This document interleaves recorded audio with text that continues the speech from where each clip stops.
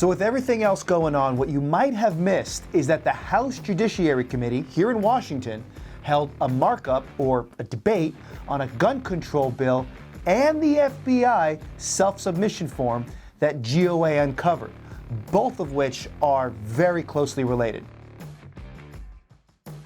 Hey guys, it's Phil, and you're watching the Minuteman Moment.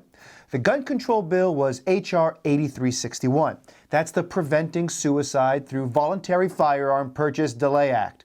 Geez, this would actually make a law wherein people would voluntarily give up their rights to purchase a firearm and thereby adding themselves to the NICS system. I know that some people out there are going to say, hey, what's the issue with that? And I've got a few reasons why this is a problem, even if it's voluntary. Number one, this is ripe for government abuse. We mentioned in a previous video about how the FBI had secretly created a form that allowed them to intimidate and pressure individuals into voluntarily signing away their Second Amendment rights. And if you click the link in the description, you can watch more on that particular issue. And when it comes down to that issue, the short of it is that a GOA lawsuit forced the FBI to turn over documents proving that they pressured Americans to sign away their rights. And so you can listen to Congressman Dan Bishop talk about the problem at the hearing. Mr. Chairman, between 2016 and 2019, the FBI created and utilized what they called a NICS Indices Self-Submission Form. As the name of the form suggests, the form allowed people to self-submit to NICS. By signing this form, these people relinquished their right to purchase or possess a firearm and authorized the disclosure of personal health information to the FBI. According to documents received through FOIA requests, the FBI utilized these self-submission forms on at least 15 occasions. On these occasions, armed FBI agents presented these forms to individuals, which raises the concern that the forms may have been signed under duress. Legitimate questions exist about whether these forms were signed under duress, thereby depriving individuals of their Second Amendment rights without due process. While use of the forms has been allegedly discontinued, it raises serious concerns that the FBI would undertake such actions to deprive Americans of their Second Amendment rights without congressional authorization or due process. And in one situation, an attorney and a psychologist helped the police affirm that a mentally ill American had the mental capacity to sign away his gun rights. Another was just a high school student who downloaded a browser on his school computer. Some of these victims were non-gun owners, and they disputed making the statements they were accused of, but they signed the form so the FBI would leave them alone without further legal action. Some of the victims who are actually mentally ill were pressured into giving up their rights in the emergency room, or the moment they first became lucid at the hospital, or after their treatment and on the road to recovery. So when the government has access to this form, you bet they're going to abuse it and pressure us into giving up our guns. But thank goodness we have representatives like Thomas Massie to speak these truths in Congress. Later today, we're going to be debating a resolution of inquiry about these documents that the FBI agents presented to people, at least 15 individuals, where between 2016 and 2019 received documents called NICS Indices Self-Submission Form. And if you signed this form, it resulted in the denial of your right to purchase or possess a firearm. And the question is, were these forms presented under duress? Did somebody at the FBI say, you sign this form or I'm going to arrest you? You sign this form or I'm going to investigate you? This isn't a hypothetical. This is the subject of something later today, one of the ROIs that we're going to debate, HRES 1477, a concern, a concern that we have that people under threat, under duress, were forced to put their name on a list that says they can't buy a gun. All right, moving on. Here's a second problem with this. What's even more striking than the potential for abuse by the government is the fact that a self-submission form has already been in use by the government agencies for some time, despite the fact that it's not authorized by law. That's right. The House Judiciary is debating a bipartisan gun control bill to enact some new program. But the reality is the FBI has been illegally engaging in this behavior for many years.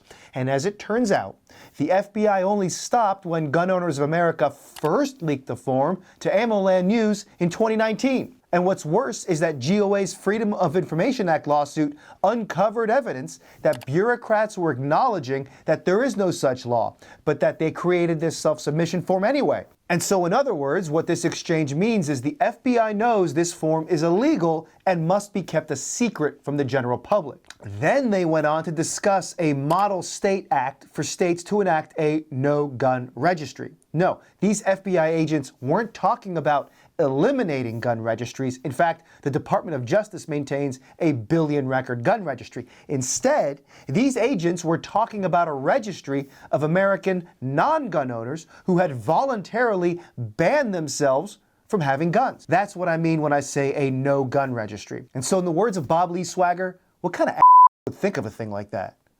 Thankfully, Congressman Massey pointed out all of this to the House Democrats in the hearing as well. This is very timely. And I hope the other side of the aisle will read one of these NICS indices self-submission form.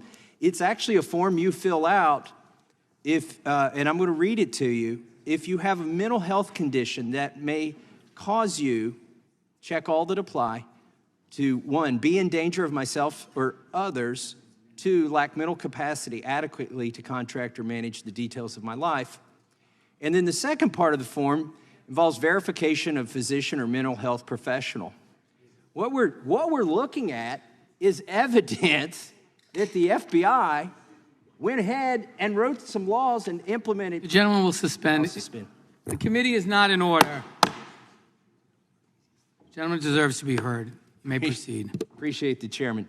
What we're looking at is evidence that the FBI went off on their own and wrote the bill and implemented the bill that you all are trying to pass here today, or did pass, and will try to pass on the floor.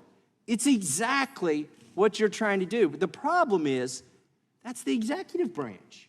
They don't have this authority. This kind of thing is totally unacceptable and needs to be investigated. And that's why it's been great to hear from pro-gun representatives like Congresswoman Mary Miller to call for an investigation into this subject when Republicans retake the House of Representatives in January. And so the third reason we're worried about this bill is that it would actually allow the ATF or the DOJ to criminally prosecute a family member giving a firearm to another family member.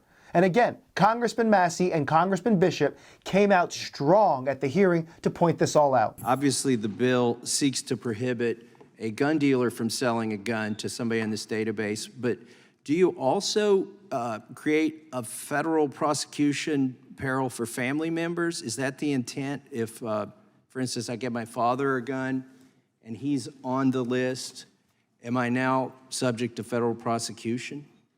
And the best part is, no one could answer Congressman Massey's question at first. Then a few members answered it incorrectly. If we wanted to make that a federal offense, we would have to modify that statute that you referenced for disqualified purchaser. And there's nothing in this that would criminalize a transfer from one individual to a family member. Wrong. I don't think you can bootstrap that way. I think Congress would have to explicitly add to a category of offending purchasers. Because that's wrong. Yeah, that is certainly not the intent of this provision. I don't think there is anything that would authorize that. 922D does. So if it's not the intent, I think that authors should fix this bill. If it's not the intent to convict family members who transfer firearms or Mr. private Massey, individuals. we're happy to fix that. I don't think that's going to bring you on the bill either. So, But is it? I'm asking a question. Does the bill do that? And I'll yield to Mr. no. Bishop for a second. The introductory language to subsection D is, it shall be unlawful for any person to sell or otherwise dispose of any firearm ammunition to any person knowing or having reasonable cause to believe that such person, including as a juvenile, and then those all. So if the person ends up on the list, you've hit it. Right. But with the unbeknownst, we're talking about passing a bill rendering people criminals Right. for doing something they have no idea. Leave it to anti-gunners to introduce a bill that they know literally nothing about and that criminalizes something they didn't intend by their sheer ignorance of the law. And number 4, and finally, understand that creating a voluntary NICS self-submission form does nothing to address the issue of suicide. Suicide is a tragedy, but having a person fill out forms, add themselves to a criminal background check system where they would be considered a prohibited person along the likes of felons doesn't make suicide just disappear. I am moved by the number of suicides we have in this country. The extent to which any weapon would be involved in that is terrifying and awful, and we should do a lot to try to prevent those suicides. But I guess what I'm wondering is, who exactly is this particular bill going to save?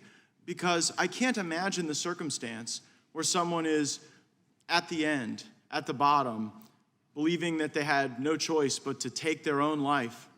And the final thing that they thought that they needed to do was to go and fill out some government paperwork to put themselves onto a government database. Would the gentleman yield? Well, in just a moment, because I've observed, so as I was wondering who would really do this and to what extent would that reduce the tens of thousands of suicides that we would certainly want to prevent.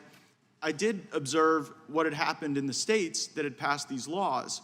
And in Utah, I believe 5 people have enrolled. And in Washington State, though the gentlelady may correct me, I believe it's 13. So while tens of thousands of people die of suicide, there aren't yet tens of people in these 2 states that have self-enrolled in these programs.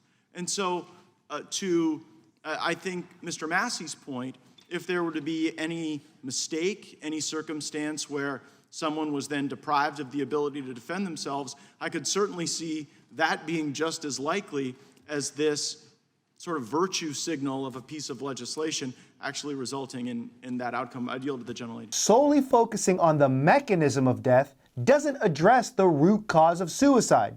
Every gun control advocate needs to hear that.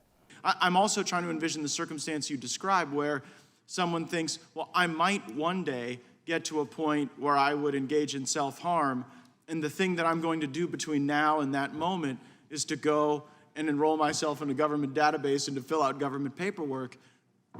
That just does not connect to me. It would seem more likely to me that these 25 people who did this sort of did it as a form of self-therapy, and there would be a lot of other ways to do that without expanding government databases. I would suggest that the path to sanity and the path to better mental health rarely goes through filling out more government paperwork and enrolling yourself the gentleman on yield? a government database. I will yield. And so the solution for someone in crisis shouldn't be to criminalize an inanimate object like a firearm. Instead, it should be to get them to seek help from professionals and institutions that can help. And if you want to help us stop this gun control from heading to the House floor and becoming law, pick up the phone and call your congressman at 202-224-3121. All right, guys, that's it for today. I'm Phil with the Minuteman Moment, and I'll see you soon.